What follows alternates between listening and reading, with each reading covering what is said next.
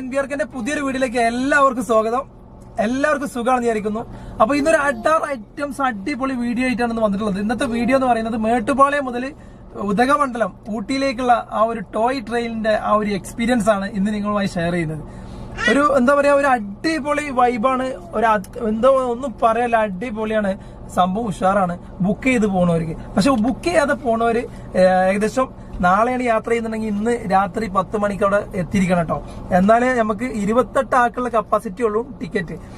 ചില ദിവസങ്ങളിൽ 48 ആളെ കപ്പാസിറ്റി ഉള്ള ബോഗി ഉണ്ട് കേട്ടോ. അത് ഉറപ്പില്ലാത്ത കാര്യമാണ്. അപ്പൊ നിങ്ങൾ ശ്രദ്ധിക്കേണ്ടത് ഒരു 10-11 മണിന്റെ ഉള്ളിൽ എന്തായാലും എത്തിക്കഴിഞ്ഞാൽ നിങ്ങൾക്ക് ടിക്കറ്റ് ഉറപ്പാ. ഉറങ്ങുകയാണെങ്കിലോ നിങ്ങൾ അതിൽ പെടുത്തൂല്ല കേട്ടോ. അല്ലെങ്കിൽ ആരെങ്കിലും നിങ്ങളെ കൂടുതലുള്ള ആരെങ്കിലും അവിടെ നിൽക്കണം. നിന്റെ മുന്നിലും ബാക്കിലും ആളുണ്ടെന്ന് പറഞ്ഞിട്ട് നിൽക്കാൻ ആള് വേണം, ബാഗ് അവിടെ വെച്ചിരിക്കണം. അപ്പൊ ഇതാണ് ഈ ഒരു എക്സ്പീരിയൻസ്. നമ്മൾ കഷ്ടപ്പെട്ട് ബുദ്ധിമുട്ടി ഉറക്കമൊഴിച്ച് അരമണിക്കൂർ ബസ് യാത്ര ഉള്ള ഒരു സ്ഥലത്തേക്ക് നമ്മൾ 5.5 മണിക്കൂർ അല്ലെങ്കിൽ 5 മണിക്കൂർ യാത്ര ചെയ്യുന്ന ഒരു അടിപൊളി വീഡിയോ ആണ്. അപ്പൊ നമുക്ക് നേരെ വീഡിയോയിലേക്ക് പോവാം. വീഡിയോക്ക് പോകുന്നതിന് മുമ്പ് എന്റെ ചാനൽ ജസ്റ്റ് ഒന്ന് സബ്സ്ക്രൈബ് ചെയ്യാത്തതൊന്ന് സബ്സ്ക്രൈബ് ചെയ്യുക. ഈ വീഡിയോ ഇഷ്ടപ്പെടുകയാണെങ്കിൽ ഒന്ന് ലൈക്ക് കൊണ്ട് ചെയ്താൽ കേട്ടോ. അപ്പൊ നമുക്ക് നേരെ വീഡിയോയിലേക്ക് വിട്ടാലോ. ഇതാണ് പുക പോകുന്നത്, ഡീസലിന്റെ പുക പോകുന്നതിലും അതുപോലെ തന്നെ ഇത് സ്റ്റീമായിട്ട് വെള്ളം തിളച്ചിട്ട് അതിന്റെ ആ ഒരു ആവിയാണ് ഈ പറക്കുന്നത് കേട്ടോ.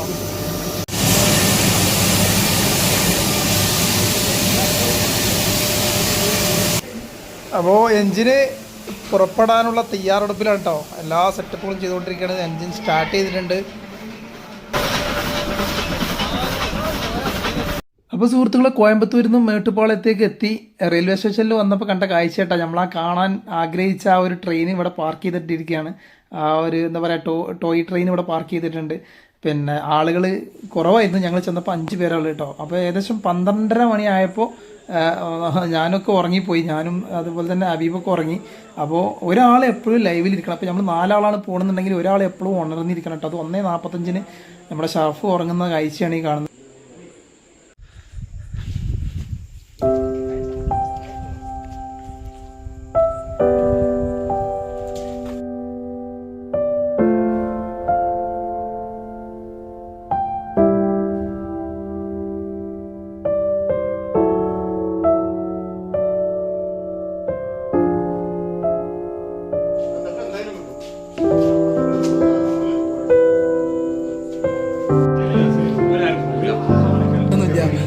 കുറേ കയറിയാണ്.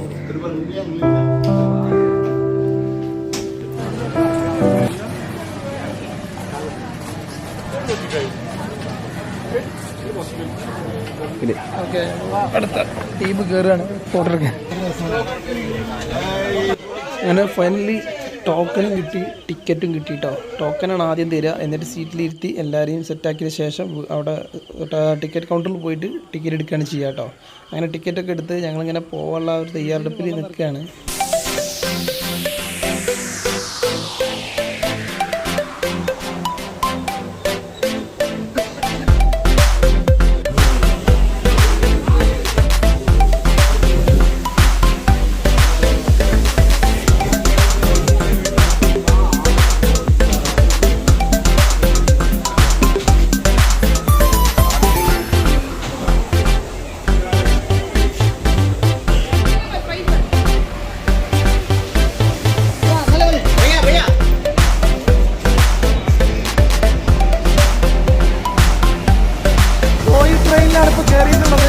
ഏകദേശം 7:10 കൂടി ഇതുകൊണ്ട് മൂവാവും കേട്ടോ. അപ്പോൾ ബാക്കിയുള്ള കാഴ്ചകൾ കാണാൻ ഇപ്പോൾ മേട്ടുപാളയത്താണുള്ളത്. ഇനി നേരെ പോകുന്നത് ഉദകമണ്ഡലം.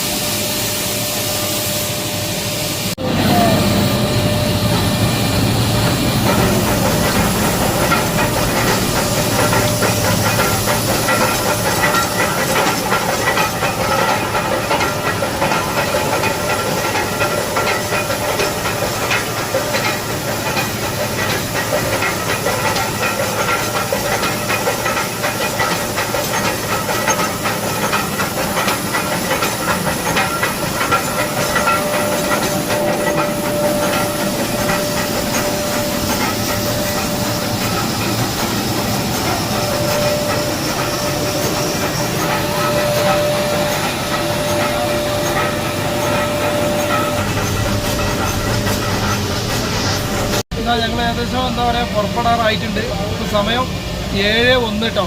7:10 അവിടെ ട്രെയിൻ വിടുക. 10 വിട്ട് കഴിഞ്ഞാൽ അടിപൊളി കാഴ്ചകളാണെന്ന് പറഞ്ഞിട്ടോ. അതേപോലെ നേരെ നല്ല അത് ഫുള്ളാണ്, ട്രെയിൻ ഫുള്ളാണ്. ട്രെയിൻ ഫുള്ളാണ്, ഒരു ടിക്കറ്റ് പോലും ബാക്കിയില്ല. പക്ഷേ ഞങ്ങൾ ഇന്നലെ രാത്രി 10 മണിക്ക് ക്യൂ 10 മണിക്കൂർ ഞങ്ങൾ ക്യൂ നിന്നിട്ടാണ് ഈ ഒരു ടിക്കറ്റ്. ഇത് വെറും 28 ടിക്കറ്റ് മാത്രമേ ഉള്ളൂ. ബാക്കി ഡീറ്റെയിൽസുകളൊക്കെ ഞാൻ പിന്നീട് പറയും. ഓക്കെ.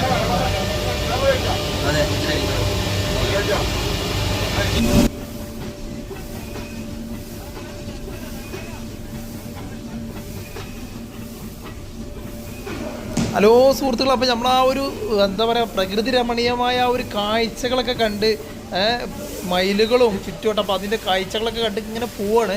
അപ്പോൾ ഇതീ ഒരു ട്രെയിനിനെ കുറിച്ച് പറയുകയാണെങ്കിൽ മണിക്കൂറിൽ 10.6 കിലോമീറ്ററാണ് ഇതിൻ്റെ വേഗത. അതുപോലെ തന്നെ കടൽ നിരപ്പിൽ നിന്നും ഏകദേശം 3000 അടി ഉയരത്തിലേക്കാണ് പോകുന്നത്. ഏഷ്യയിലെ ഏറ്റവും ഉയരത്തിലേക്ക് കയറ്റം കയറി പോകുന്ന ഈ ഒരു ട്രെയിനാണെന്ന് പറയപ്പെടുന്നുണ്ട്. അതുപോലെ തന്നെ യുനെസ്കോൻ്റെ പൈതൃക പട്ടികയിൽ ഇടം നേടിയിട്ടുണ്ട് കേട്ടോ ഈ ഒരു ട്രെയിൻ യാത്ര. അപ്പോൾ എല്ലാം കൊണ്ടും എന്താ പറയുക അത്ഭുതങ്ങൾ നിറഞ്ഞിട്ടുള്ള ഈ ഒരു യാത്ര നമ്മളെ ഇന്ത്യയിൽ 2 സ്ഥലത്ത് മാത്രമേ ഉള്ളൂ കേട്ടോ. അതുപോലെ തന്നെ ഈ ഒരു ട്രെയിന് 250 പാലങ്ങളും അതുപോലെ തന്നെ 206 വളവുകളും 16 തുരങ്കങ്ങളും കടന്നിട്ടാണ് ഈ ഒരു എന്താ പറയുക ഒരുപാട് കാഴ്ചകൾ സമ്മാനിച്ചിട്ടാണ് ഈ ഒരു ട്രെയിൻ ഈ ഒരു മല കയറിക്കൊണ്ടിരിക്കുന്നത് കേട്ടോ. അപ്പോൾ ജീവിതത്തിൽ ഒരു തവണയെങ്കിലും ഇത് എക്സ്പീരിയൻസ് ചെയ്യണം എന്നാണ് ഞാൻ പറയുന്നത്. അപ്പോൾ കഷ്ടപ്പെട്ടിട്ടാണെങ്കിലും നിങ്ങൾ അവിടെ പോയി ഇരുന്ന് കഷ്ടപ്പെടാന്ന് പറഞ്ഞാൽ അവിടെ പോയി 10-12 മണിക്കൂറോളം ഇരുന്നാലേ നിങ്ങൾക്ക് ജനറൽ ടിക്കറ്റ് കിട്ടുള്ളൂ. ഓക്കെ, പരിമിതമായ ടിക്കറ്റുകൾ മാത്രമാണ്. അല്ലാതെ ടിക്കറ്റുകൾ ഒരുപാടുണ്ട്. പക്ഷേ അത് കിട്ടണമെന്നുണ്ടെങ്കിൽ 4-5 മാസങ്ങൾക്ക് മുമ്പ് ബുക്ക് ചെയ്യണം കേട്ടോ.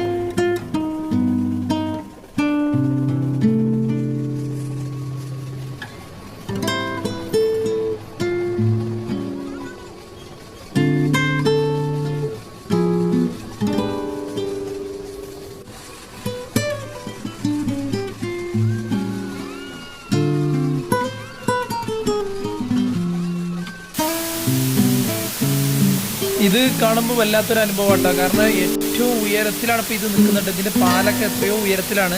നമ്മൾ ഊട്ടിയിലേക്ക് സഞ്ചരിക്കുമ്പോൾ ഇതിൻ്റെ താഴത്തെ ഭാഗത്തു കൂടിയാണ് നമ്മൾ വണ്ടികളൊക്കെ കയറി പോകുന്നത്. അപ്പോഴേ നമുക്ക് വല്ലാത്തൊരു അനുഭവമാണല്ലേ.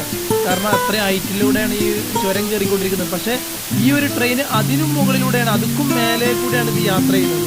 അപ്പോൾ ഒന്ന് ആലോചിച്ച് നോക്കൂ.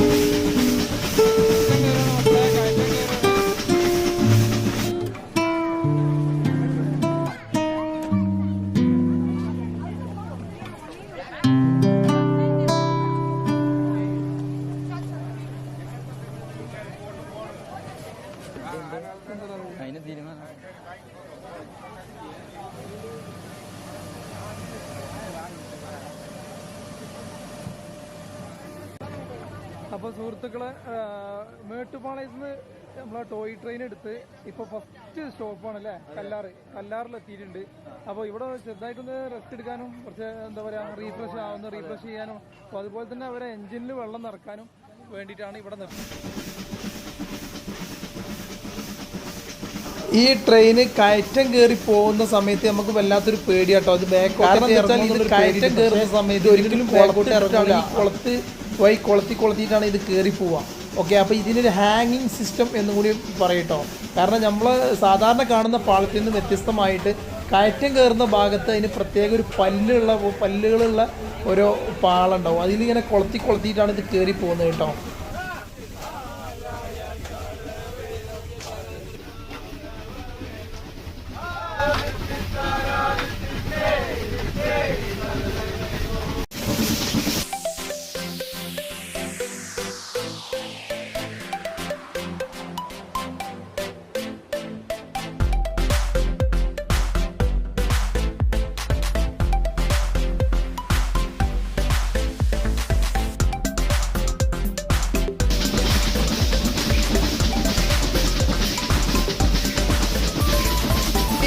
തീവണ്ടി ൂകിപ്പാറും തീവണ്ടി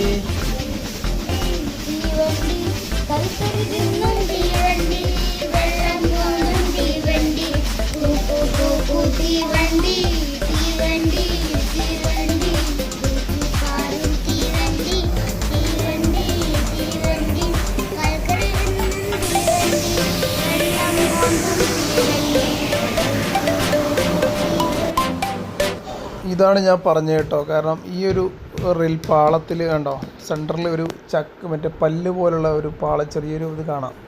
അതിലാണ് ഇത് കൊളത്തി കയറുന്നത് കേട്ടോ. ഓക്കെ,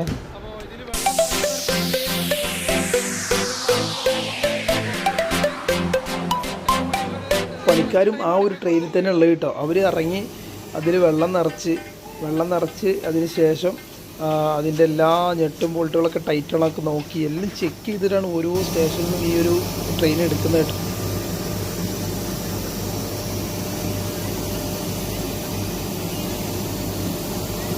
ഇതാണ് നീരാവിയായി പോകുന്ന സംഭവം കേട്ടോ. ഇതാണ് പുക പോകുന്നത്, ഡീസലിൻ്റെ പുക പോകുന്നതിലും അതുപോലെ തന്നെ ഇത് സ്റ്റീമായിട്ട് വെള്ളം തിളച്ചിട്ട് അതിൻ്റെ ആ ഒരു ആവിയാണ് ഈ പറക്കുന്നത് കേട്ടോ. അപ്പോൾ ഈ ട്രെയിനിൽ വന്ന ആളുകളൊക്കെ ഇവിടെ പുറത്തിറങ്ങി നിൽക്കുക കേട്ടോ. ഇനി ഒരുപാട് പേര് ഇന്ന് ഇറങ്ങാണ്ട്. ഇതാണ് ആ തുരങ്കം.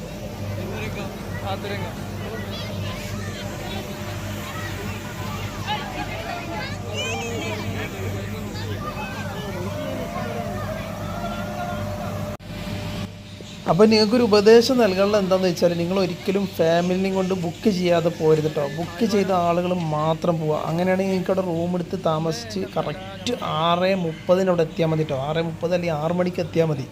ഓക്കെ, ബുക്ക് ചെയ്യാതെയാണ് പോകുന്നുണ്ടെങ്കിൽ ഏകദേശം 12-13 മണിക്കൂറോളം അല്ലെങ്കിൽ 10 മണിക്കൂറോളം നിങ്ങൾ ഉറക്കമൊഴിച്ച് ഇരുന്ന് ക്യൂ നിന്നാൽ മാത്രമാണ് നിങ്ങൾക്ക് ടിക്കറ്റ് കിട്ടുക. വെറും 28 ടിക്കറ്റ് മാത്രമേ ഉള്ളൂ. ചില സമയങ്ങളിൽ മാത്രം 48 ടിക്കറ്റ് ഉണ്ടാവും കേട്ടോ.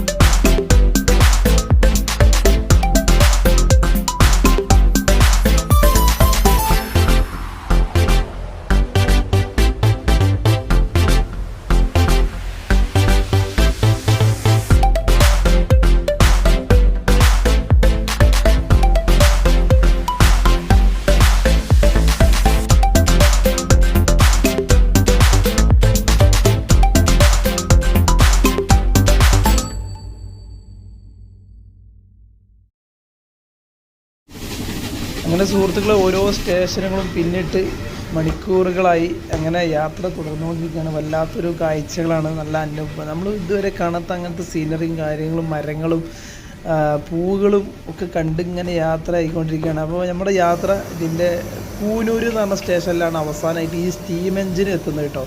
ഈ സ്റ്റീം എഞ്ചിന് കൂനൂർ എത്തിക്കഴിഞ്ഞാൽ ചേഞ്ച് ചെയ്തിട്ട് പിന്നെ സാധാ എഞ്ചിനിലേക്ക് മാറും കേട്ടോ. പിന്നെ അവിടെ നിന്നുള്ള കാഴ്ചകൾ പിന്നെ കാണിച്ചിട്ട് കാര്യമില്ല, അത്രയും സ്പീഡിലാണ് പിന്നെ യാത്ര ആയിക്കൊണ്ടിരിക്കുന്നത്.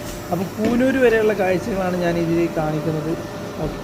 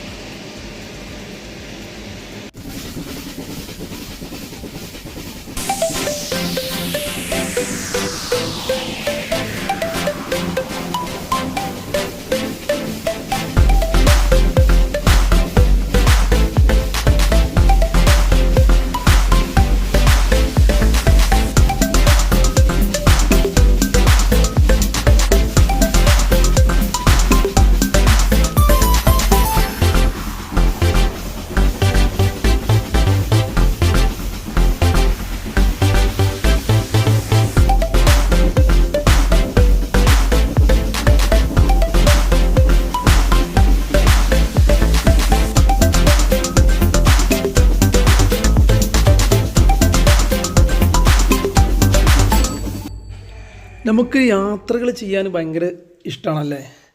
യാത്രയോടൊപ്പം നല്ല പ്രകൃതി രമണീയമായ കാഴ്ചകളൊക്കെ കണ്ട് ആസ്വദിച്ച് ഒരുപാട് പാലങ്ങളും കടന്ന് ഒരുപാട് വളവുകളും താണ്ടി ഒരുപാട് തുരങ്കങ്ങളും കടന്ന് ഇതാ കൂനൂരിലേക്ക് വന്നെത്തിയിരിക്കുകയാണ് കേട്ടോ.